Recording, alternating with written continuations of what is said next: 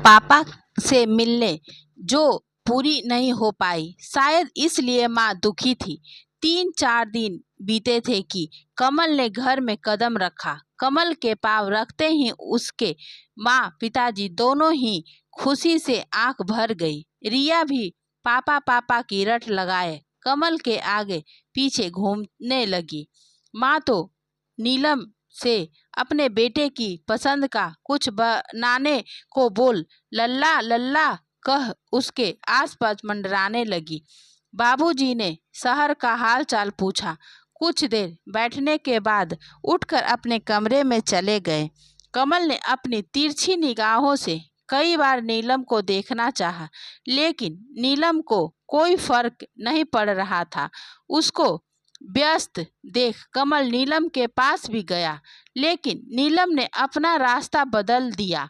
आज उसने वही बनाया जो उसे और उसके बच्चों की पसंद थी।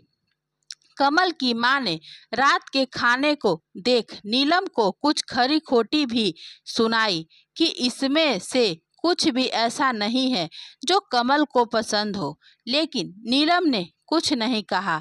वो जानती थी कि एक माँ के लिए इतने महीनों के बाद अपने बच्चों को देखने की खुशी क्या होती है, चाहे उसका बेटा उसके पास रहे या ना रहे। कमल के माँ बाप की जिम्मेदारी नीलम ही उठाती थी, फिर भी अपना औलाद तो अपनी ही होती है, इसलिए उसने अपनी सास से कुछ नहीं कहा। रोहित आज अपनी माँ के बदलते रवैये को देख रहा था। पापा के आने की खुशी में जिस माँ के हाथ थकते नहीं थे, हजारों पकवान बनाने में जैसे दिन रात निकल जाते थे, 2 दिन में ही जो माँ 6 महीने की कसर को पूरा करती थी, आज इतनी बदली बदली क्यों है। लेकिन रोहित ने अभी पूछना जरूरी नहीं समझा। वो जानता था कि उसकी माँ जो भी कर रही है, कुछ तो उसके पीछे बड़ी बात होगी। बस अपनी माँ के चेहरे को देखता और अपने पापा के चेहरे से कुछ अंदाजा लगाने की कोशिश करता कि कहीं दोनों के बीच कुछ हुआ तो नहीं। रात के खाने के बाद कमल जब जानता था कि नीलम इस कमरे में तो आएगी ही, तब ही बात कर लूंगा, लेकिन नीलम के दिल दिमाग में कुछ और चल रहा था। कमल अपने कमरे में नीलम का वेट कर रहा था। रिया भी अपनी दादी के पास चली गई सोने। उसे दादी के पास ही सोना अच्छा लगता था। दादी के पास उसे हजारों किस्में सुनने को मिलते थे, और सबसे बड़ी बात, दादी अपने हाथों से रिया के सिर पर अपने उंगलियों से हाथ फेरती है, जो रिया को बहुत पसंद है। रोहित भी अपने कमरे में जाकर पढ़ाई करने लगा। नीलम भी रसोई पर बिखरे बर्तनों को धो रसोई साफ करने लगी। सब काम निपटाकर नीलम रोहित के कमरे में जाकर, रोहित, मैं आज यहीं सोना चाहती हूँ। यह सुनकर रोहित ने अपनी माँ के तरफ चेहरा कर, क्यों माँ, क्या हुआ? पापा से कुछ अनबन हुई क्या? इतना बोलने ही देर थी कि नीलम की आंखों से आंसू बहने लगे। रोहित उसके पास आकर, माँ बताओ ना, कुछ बात तो है जो तुम हम सब से छुपा रही हो। क्या बात है माँ, बताओ। नीलम ने अपने कांपते होठ को दबा आंसुओं को रोकने की कोशिश करते हुए, रोहित मुझे सोने दे, लाइट ऑफ कर दे बेटा, सिर दर्द से परेशान हूँ। रोहित अपनी माँ की दशा देख तो रहा था, लेकिन कुछ समझ नहीं पा रहा था। उसने माँ का कहना मान लिया, लाइट ऑफ कर दो, कर दी, लेकिन नींद न नीलम को थी, न रोहित को, न कमल को। उधर कमल उस कमरे घड़ी की सुइयां देखता तो कभी दरवाजे की तरफ देखने में ही लगा था। बहुत देर बाद भी जब नीलम नहीं आई तो कमल उसे कमरे के बाहर खोजने लगा। कभी रसोई में देखता तो कभी बाथरूम की तरफ। उसकी माँ के कमरे में तो नीलम जाएगी नहीं, तो उसे अंदाजा हो गया कि नीलम रोहित के कमरे में है। उसकी हिम्मत नहीं हुई कि वो नीलम को बुलाए। रोहित के कमरे में नीलम अपने आंचल को अपने मुंह में दबाए रही कि कहीं उसकी सिसकियां रोहित न सुन ले। आज कमल को देख उस दिन के घाव में फिर दर्द होने लगा। अब तक रोहित भी अंदाजा लगा चुका था कि माँ को कुछ तो हुआ है। वो रात भी बहुत बड़ी है। आज जो माँ उसको दिख रही थी, उसने अपनी माँ का ऐसा रूप कभी नहीं देखा था। नीलम के पास हजारों सवाल थे जिसका जवाब उसे चाहिए था। कमल ने उसका भरोसा तोड़ा था। वो इस घर में अब रहना नहीं चाहती थी। कमल जो दूर से उसकी और उसके बच्चों की जिम्मेदारी एक बोझ की तरह उठा रहा था, उस बोझ अब नीलम भी उठा नहीं पा रही थी। रोहित और रिया के भविष्य का सोच वो कोई निर्णय लेने में जल्दबाजी नहीं करना चाहती थी। इस उम्र में उसे कौन नौकरी देगा? उसकी आधी जिंदगी तो रसोई में ही गुजर गई। इन दोनों बच्चों के साथ वो कहाँ भटकेगी? मायके में जाकर अपने सम्मान को भी खोना नहीं चाहती थी। जानती थी कि मायके में जाना 2 दिन के लिए ही ठीक रहता है। शादी के बाद पति को छोड़ बच्चों के साथ वहां रहना भी मुश्किल ही होगा। इन सब के बारे में सोचते हुए भी आज कमल को सामने देखकर उसे कुछ एहसास नहीं हो रहा था। 20 साल का साथ, 20 साल का प्यार, 20 सालों का एक दूसरे पर भरोसा, जैसे इन हाथों से सब रेत की तरह फिसलने लगा। हजारों सवाल थे नीलम के मन में। इन सवालों के दर्द का जवाब भी अब उसे ही खोजना था। माँ को करवटें बदलते देख रोहित को अंदाजा हो रहा था कि उसकी माँ की आंखों में नींद नहीं है। कुछ बात है जो माँ को परेशान कर रही है, लेकिन माँ अभी उसे बोलने के लिए तैयार नहीं है। जैसे तैसे रात गुजर गई। रोज की तरह आज भी नीलम के दिन की शुरुआत रसोई से ही हुई। कमल जानता था कि नीलम घर में सबसे पहले उठती है। रात से इसी समय का वो वेट भी कर रहा था। कमल नीलम के पास जाकर, नीलम नाराज हो मुझसे, लेकिन नीलम के कान के दरवाजे भी बंद हो चुके थे। कमल ने 2-3 बार उसे पुकारा, लेकिन नीलम अपने नित्य कर्म के काम को करने में लगी थी। 2 दिन हो गए कमल को आए, लेकिन नीलम ने उसकी एक भी बात नहीं हो पाई। कमल जानता था कि नीलम अभी गुस्से में है, इसलिए सुन नहीं रही है। गुस्सा जब ठंडा होगा तो नीलम को उसके पास ही आना होगा।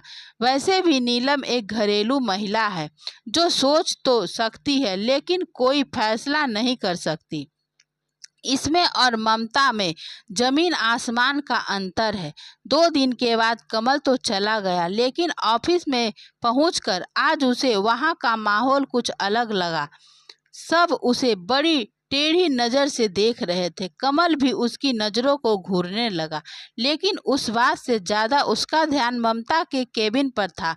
रोज की तरह वो ठीक आज भी वही थी, लेकिन आज कुछ अलग दिख रहा था। उसमें एक अच्छा सा मौका देखकर कमल ममता के केबिन में चला गया और कमल अपने पति होने का हक दिखाते हुए ममता से बोला, यह क्या तुमने सिंदूर नहीं लगाया? और जो हाथों में तुम्हारे शाखा पोला पहना था उसे भी खोल दिया? जानती हो इसका मतलब? ममता गुस्से से बोली, मेरी कैबिन से बाहर निकलो। तुम कमल, बेशर्मी से निकलो। मतलब मैं अपने बीवी से बात कर रहा हूँ। तुम्हें इस रूप में देखकर सब क्या सोचेंगे हमारे बारे में? ममता, क्या सोचेंगे? जिसने भी मुझसे पूछा मैंने सबको बता दिया तुम्हारी असलियत के बारे में। तुम एक धोखेबाज हो, यह सब जान गए हैं। अब कमल को समझ आया कि उसे ऑफिस के सब ऐसे क्यों घूर रहे थे। कमल बोला, कुछ समय देती ममता, इतनी जल्दी कैसे तुम सब कुछ खत्म कर सकती हो? तुम्हारा पति अभी जिंदा है और तुमने यह सिंदूर मिटा दिया। ममता गुस्से से लाल होते हुए, कमल, तुम्हारे होने या ना होने से मुझे अब कोई फर्क नहीं पड़ता। मैंने अनजाने में ही एक औरत के सिंदूर और उसके भरोसे को छीना है। मेरे दिल में अब तुम्हारे लिए कुछ नहीं है, नफरत के सिवा। मर चुके हो तुम मेरे लिए। ममता के इतने बोलने की देर थी कि कमल ने उसे थप्पड़ मारकर अपनी हद पार कर दी। थप्पड़ की गूंज से ऑफिस के कई स्टाफ वहां चले आए। सब ममता को संभाल रहे थे। तभी ममता ने भी उसे सबके सामने थप्पड़ रसीद कर दिया और सबके सामने यह भी कह दिया कि उस पर धोखाधड़ी का केस भी करेगी। कमल यह देख तेज कदमों से बाहर निकल गया।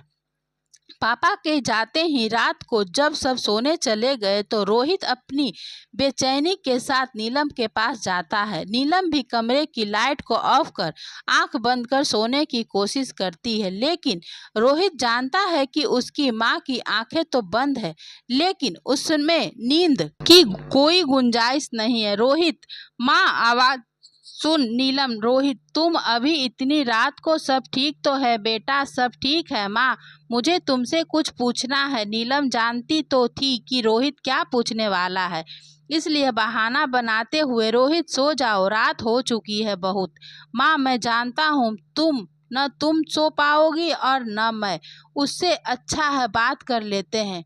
माँ देखो, हमें जब भी कोई सवाल परेशान करता है तो हम भी तो आपके पास ही आते हैं, फिर उस समस्या का हल ढूंढते हैं। मैं जानता हूँ कि तुम परेशान हो किसी बात से, मुझे बताओ। अब रोहित के इतने बोलते ही नीलम खुद को संभाल नहीं पाई और उसकी आंखों से आंसू झरझर कर बहने लगे, होठ कांपने लगे। बोलना तो चाह रही थी लेकिन जुबान अब साथ नहीं दे रही थी। अपने हाथों से एक बार आंसू पोंछती और जुबान बस तेरे पापा पर ही अटक जाती। रोहित, हाँ माँ बताओ पापा क्या? यह कहते हुए रोहित की आंखें बस अपनी माँ के जुबान पर अटकी थी तो कभी उसे रोता हुआ देख रहा था। रोहित इतना तो समझ ही गया था कि यह बात बहुत बड़ी है और पापा से रिलेटेड है। अब उसके मन में भी अपने पापा के लिए कई सवाल घूमने लगे कि पापा ने आखिर किया क्या है जिससे माँ की हालत ऐसे हो गई है। कुछ देर में रोहित को पकड़कर, नीलम, रोहित, तेरे पापा ने हम सब को धोखा दिया है। जो भी नीलम ने देखा वो सब आज रोहित के सामने था। उसे तो यकीन ही नहीं हो रहा था कि उसके पापा ऐसे भी कर सकते हैं। नीलम उसे बोलती हुई कितनी सिसकियां भर रही थी, लेकिन रोहित कुछ देर तक बिल्कुल शांत रहा। अचानक एक सवाल अपनी माँ के सामने रखते हुए बोला, माँ तुम क्या चाहती हो वो बताओ। यह सवाल सुनकर नीलम रोहित की तरफ देखते हुए, मैं समझी नहीं। हाँ माँ, तुम क्या चाहती हो? ऐसे ही रो रो कर पापा से बिना बात किए दिन काटना चाहती हो कि और कुछ सोचा है? रोहित के सवाल सुन नीलम भी समझ नहीं पा रही थी कि आखिर सच में वो क्या चाहती है। लेकिन आज रोहित की बातें सुन अपनी बात रखते हुए नीलम बोली, रोहित, मैं अब तेरे पापा के साथ नहीं रहना चाहती, लेकिन तेरे दादाजी और दादी जैसे भी एक गहरा रिश्ता है मेरा। उन्हें सच्चाई कैसे बताऊं? उन्हें छोड़ जाना भी तो आसान नहीं है। इन दोनों को बातें कोई न था। अपने बेटे की धोखेबाजी और बहू का उनके प्रति प्यार और विश्वास सब उनकी आंखों के सामने था आज। नीलम रोते हुए, रोहित, मुझे तो कुछ भी नहीं आता जिससे मैं तुम सब की जिम्मेदारी उठा सकूं। मैं क्या कर सकती हूँ बता? रोहित के पास अभी इसका जवाब नहीं था। कुछ बात कुछ फैसलों के साथ अधूरी रह गई दोनों के बीच। रोज की तरह नीलम सुबह अपने कामों में व्यस्त थी। अब नींद गायब थी तो रोहित की, क्योंकि वो अपनी माँ की इन आत्मविश्वास और आत्मसम्मान की लड़ाई में उसका साथ देना चाहता था, लेकिन उसकी उम्र ही इतनी छोटी थी कि वो कुछ नहीं कर सकता था। ममता के रवैये को देख नीलम का भरोसा जीतने की कोशिश करने फिर से कमल ने घर आने की सोची। ममता ने एक झटके में ही अपनी जिंदगी से उसका वजूद खत्म कर दिया।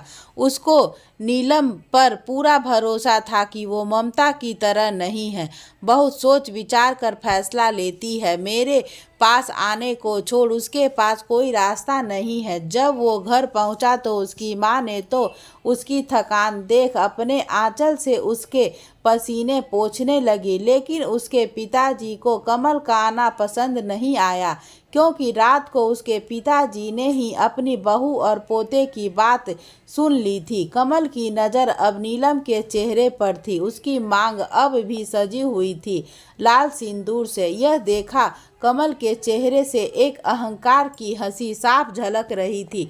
कमल को देख रोहित और नीलम दोनों ही एक दूसरे को देख रहे थे।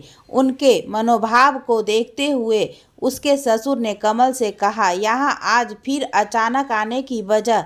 कमल ने झूठ का सहारा लेते हुए, बहुत दिन हो गए अपने परिवार से दूर रहा हूँ, अब कुछ समय अपनी पत्नी और बच्चों को देना चाहता हूँ।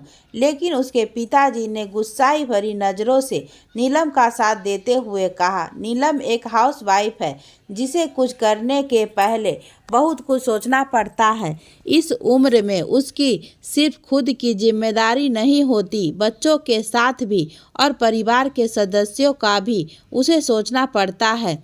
कितनी सफाई से तुम झूठ बोल जाते हो। मेरा बेटा इतना नालायक निकलेगा कभी सोचा नहीं था मैंने। कमल की माँ अपने पति की बातों पर गुस्सा होते हुए, काहे को हमारे कमल को नालायक बता रहे हो? दिन रात वो अपना खून पसीना जलाता है, 2 वक्त घर की रोटी उसे नसीब नहीं होती।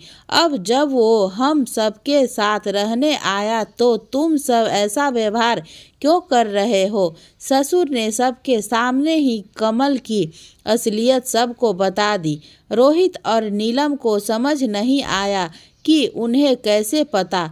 तब उन्होंने रात वाली घटना सबको बताई कि उन्होंने उन दोनों की बातों को सुन लिया था।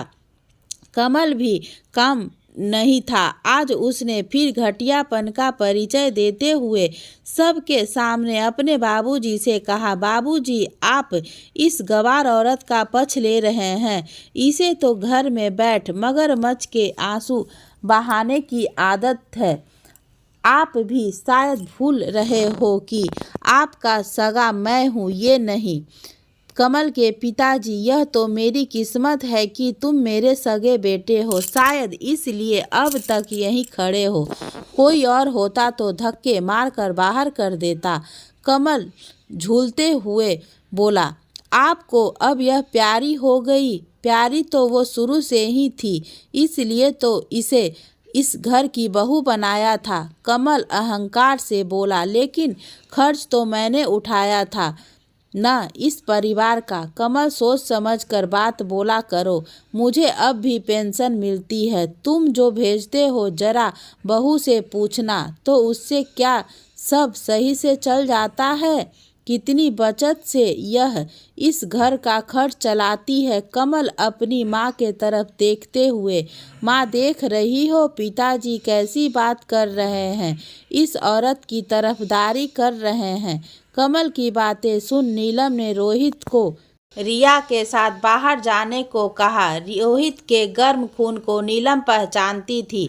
अपनी माँ के बारे में अब शब्द सुन उसका खून भी खौल उठेगा। कहीं रोहित और कमल में भी बहस न हो जाए, इसलिए उसे बाहर जाने को कहा। अपनी माँ की बात सुन रोहित चला तो गया, लेकिन उसका खून सच में खौल रहा था। रिया, जो अब भी अपने माँ पिताजी के इस पहलू से अनजान थी, कई प्रश्नों के साथ रोहित को परेशान कर रही थी। कमल की बात सुन कमल की माँ अपने पति की तरफ देखने लगी। तभी उनके पति उनकी तरफ देखते हुए बोले, जज्बात में तुम इसे इंसान के साथ गलत मत कर देना जिसने इस परिवार को अपने परिश्रम से सींचा है। तुम्हें आज तक एक गिलास पानी की ज़रूरत भी होती है तो तुम किसे आवाज़ देती हो, यह याद जरूर कर लेना आँखों से। दोस्तों, अगर आप इस कहानी को आगे सुनना चाहते हैं तो बने रहिए।